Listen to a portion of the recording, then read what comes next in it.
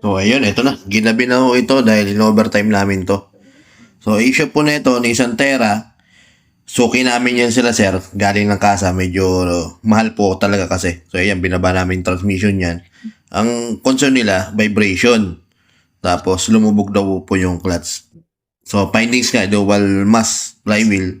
Kasama na ng lining. Ayan po yung release bearing.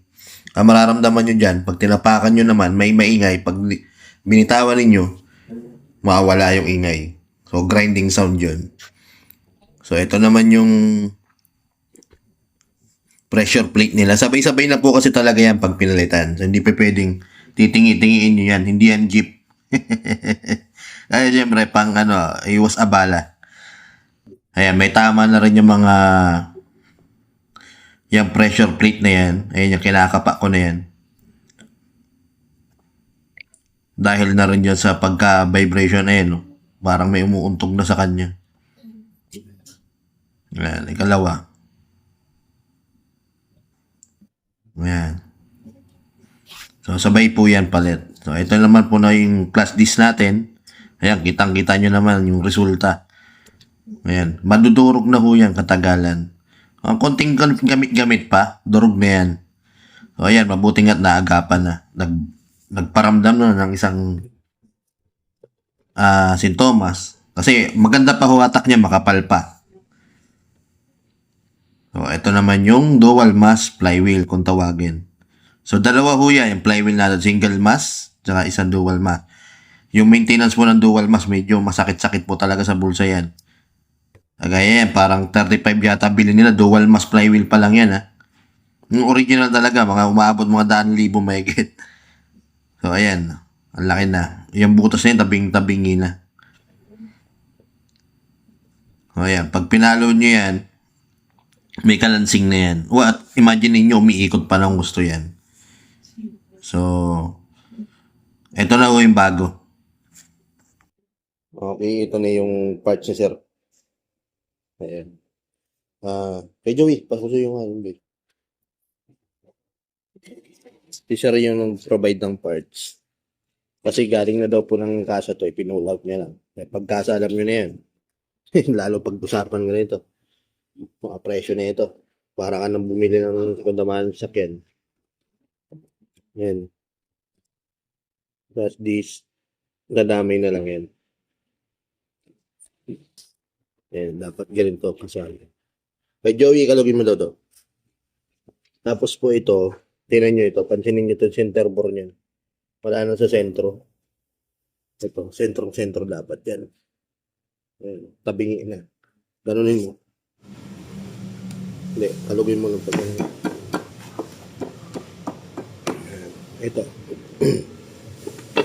Yan. Ayun po pinagaiba niya. Ayun yung pagsira na yung yung dual mass. Okay? Natalpak na natin ito. So, yan. Alas 8 po. 2 unit pa. Sobrang dami po nagpagawa ngayon at magpapagawa. Bukas, Biyernes po ngayon. Tapos, alas 8:30 na. So, overtime po kami ngayon kasi kailangan matapos to. At bukas marami na naman. Kaya salamat po sa mga nagtitiwala sa amin. Ito mga nag-iiwan sa amin ng na unit nila. Huwag po kayong mag-alala. Safe po yan dito. Magagaranti ako sa inyo. Safe po yan dito. Kaya salamat po sa tiwala ninyo. Wala pong ito na po. Oh. Unang obserbasyon, pag-start, ang laki agad ng pinagbago. Kasi nung una, bago baklasin, pag andar pa lang, ramdam na ramdam dito yung vibration, manginig na. Tapos ito, gumaganon-ganon na yan. Oh, ayan, i-road test na lang, pinapainit ko lang. I-road test natin. Para sureball. Pero sureball tong na ito. Ang lambot ng clutch, oh. Oh. Tapos yung takbo na ito, sigurado. Matuli na naman to. So, road test lang natin. So, ito, road test na po namin. So, ganito po kasi yun. Pagka, after namin nagpalit ng clutch, matik yun. Road test dapat. Kasi ang para malaman natin kung may problema sa paggawa o sa pyesa, para malalaman agad natin bago i-turn over sa may-ari. Kung may problema, may dapat pa tayong i-adjust o ganun. Ayan, ganda humatak. Maninibago si sir nito. Bagitera naman talaga to eh. YD25 yata yung engine nito. Ito. Tapos pa-final natin, do double check natin maigi yung mga gawa. Verify natin yung body bowl. Yung mga tornilyo na mga kinalas, do double check na lang kasi kung may leak. So ayun, balik na tayo sa shop. Okay, ito na. Mag-aalas 9 na ho. Okay na. Sir, para mapanood rin siya. Final na. Okay na ho ito. Double check na lang. Ang ganda. Yun, ulitin ko po mga sir at ma'am. Kung kayo ay dual mass flywheel, pag bumili kayo sa sakyan nyo, ask nyo na ron o tanong nyo rin sa bibilan ninyo kung naka-dual mass flywheel yan. Ayun yung mga palatandaan na naka-dual mass flywheel. Ang sintomas niya may maingay, clanking noise. Tapos yung mabibrate, yung engine, mga ganon. Kahit naka-neutral. Ayun, naramdaman nila madam kasi okay naman primary at secondary. Lumubog minsan. Tapos magaspang, tapakan yung clutch. Ayun, yung mga sintomas niyan. Kaya lang, ang pinagkaiba lang po nito sa typical o normal na clutch o flywheel, mahal yung